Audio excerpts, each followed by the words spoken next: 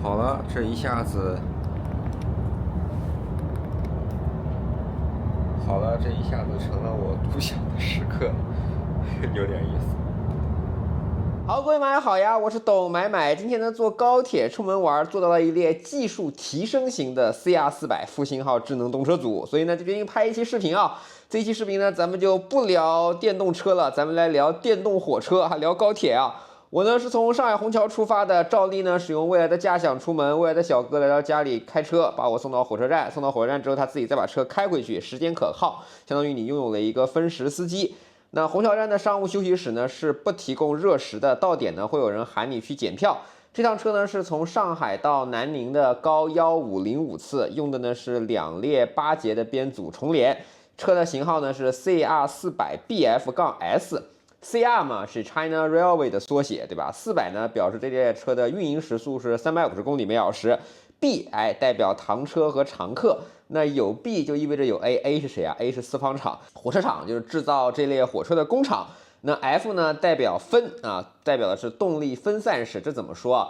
这列火车呢，它不是每一节车厢都有动力，它是有动车有拖车，所以呢 F 就是这个意思。那至于后面的 S 呢，也是本次体验的重点啊，它是提升的意思。对，这个 S 是提升的意思。不是什么 Super 啊，也不是什么 Supreme 啊，对，就是单纯的提升。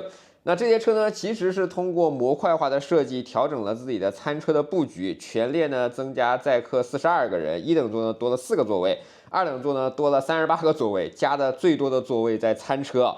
那智能动车组的商务座呢，也是分2部分，一头呢是那种小型的包间，另外一头呢就还是像原来一样的蛋壳式。我这次运气不好，直接用的是蛋壳式的。但是呢，也有一个更加好的事儿，就是这列车它上座率不高，所以呢，给我拍火车带来了一些基础啊。就你知道有很多人的时候，这是不好拍的，对吧？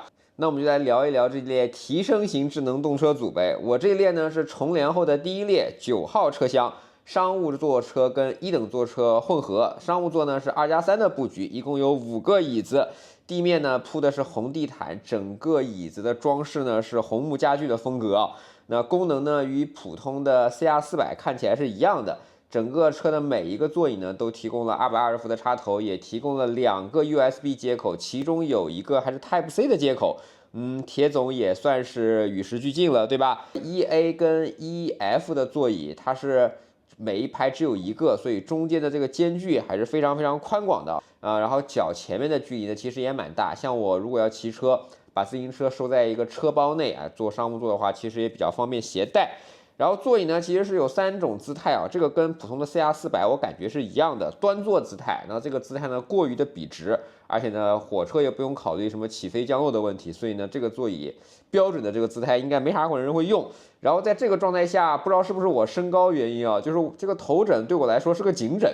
第2种姿势呢是类似于相对舒适的这种靠着的姿势，缺陷呢就是腰部会有一些空。那好在呢，整个火车它是提供了腰枕，那个腰靠真的还挺不错，柔软啊，支撑程度挺强。而且呢，不管什么铁路局，好像他们都会提供一个腰靠。第3种呢就是全躺姿态，有点类似于蔚来 ES8上的女王副驾，它因为膝盖抬升所带来的这种平躺感受，感觉还挺好的，传说中的零重力啊，对吧？那就缺点呢，就是你的前部，你的空间呢会变小。如果你在前面放了一些行李箱子的时候，你要小心这个椅子在向上折叠、向前伸展的时候会顶到你的箱子。那总之呢，这个躺的这个姿势其实还挺舒服的，但是呢，我也不是很建议那种完全的平躺，就是那种半躺不躺，可能更加贴合这个身体的曲线啊。聊完了椅子之后，聊聊窗子啊，就是商务座的窗子呢，每一个人可以有一个独立的窗子。那这一列 CR400BFS 的窗子它不是一个矩形，它是一个上面是一个斜角。但无论如何吧，一个人可以控制一扇窗子。你要是买一等座的话，很有可能跟前后，对吧？会有一些你想要降车窗，他不想降这样的冲突，所以你买商务座就没有这个问题了。NVH， 我这个区间呢，其实也就800公里，我从上海到南昌，那开了4个半小时，最快的时速也就305公里每小时啊，都没有达到它的运营时速。不管是车辆起步还是车辆加速到300公里每小时的时候，整个这个噪音控制都做得相当不错。而且呢，整个 CR400也不只是这一节车厢，我觉得气密性都做得特别好。就是你在穿梭一些隧道，尤其是一些长隧道的时候，你的耳朵、你的耳压不会发生明显的变化。那我是一个对耳压比较敏感的人，如果我是坐飞机的话，我都要经常吞咽。如果你这个气密性不好，我是能感觉到的。哎，这个车的气密性我觉得做得很好，最差的气密性应该是 CRH1啊，对，那个非常早的高铁的做的确实是差一些的。那本节车厢的这个气密性做得不错，点个赞。餐食呢，早餐呢，乘务组送来的是达利园的大面包，中餐呢是40块钱的盒饭。那卖相如下，去看看吧。反正呢，这个吃的好像这些年确实，不管是飞机餐还是高铁餐，相对来说，感觉好像都没有以前的卖相要好了呀，对吧？桌板我觉得还是很低的，过于低了。这个吃饭的姿势呢，显然是不舒服。那个这么低，你得弓着腰去吃嘛。但反正每一代高铁的这个桌板都不舒服，这么多年好像也就没有改过。另外一班的布局呢也是6个人，但是呢它是3排，然后每一排是2个座椅，就是1+1这样的方式。我给大家拍了一个进门之后的视频啊，其实跟飞机的这个结构还是很像的。对，然后那一头呢卖的不错啊，反正我进去时候看到有人，所以呢我也就不方便去打扰人家去拍视频了。下一次有机会的时候再给大家拍一个吧。其实普通的智能动车组我有做过，但是没拍，哎，有点遗憾，下次记得把这个给它补上。那但是呢，我就给大家说一句吧。就是智能动车组的那种隐私小包间，如果你想要腿部伸展的特别长，或者你身高过高的话，可能你会有一些不舒服，你可能会更加适合这种蛋壳式的。然后同时，如果你有大件行李的话，你也还是适合蛋壳式的。其他情况下，那个小包间的整个这个状态还是好一些的，不管是额外自带的小屏幕呀，还是说你把桌板抽出来，另一边会自动抬起来的扶手，都体现了一定的智能性、一定的电动化。可能是维护成本比较高吧，所以你看在技术提升型上都把它一人一边一半了，对吧？那总之呢，就是我国的高铁从 CRH1 BSP 引进的，对吧？CRH2 来自川崎重工， CRH3 西门子， CRH5 阿尔斯通，逐渐开始吸纳，并且呢形成了自己的风格供应链。那最终呢，其实实现了超越，对吧？甚至呢还搞出了班味特别浓的17节京沪大编组。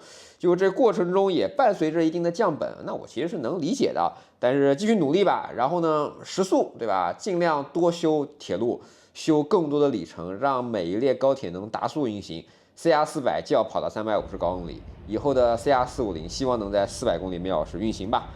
很多年前其实买也是火车迷啊，今天呢正好 New Day 来旅游，趁着有空闲着给大家拍了一期高铁评测。我个人其实对于火车有很多东西可以跟大家分享的，大家对这个视频感兴趣吗？如果感兴趣的话，评论、收藏、回复一下呗，然后下一期就做更多呗。火车真的可以聊的东西还蛮多的，好吧？好了，以上就是本期懂买视频，希望你能喜欢。如果对我视频感兴趣，不要忘记评论、收藏、订阅懂买的头条、B 站、微博以及 YouTube 都有自己的账号。我们下期再见，拜拜。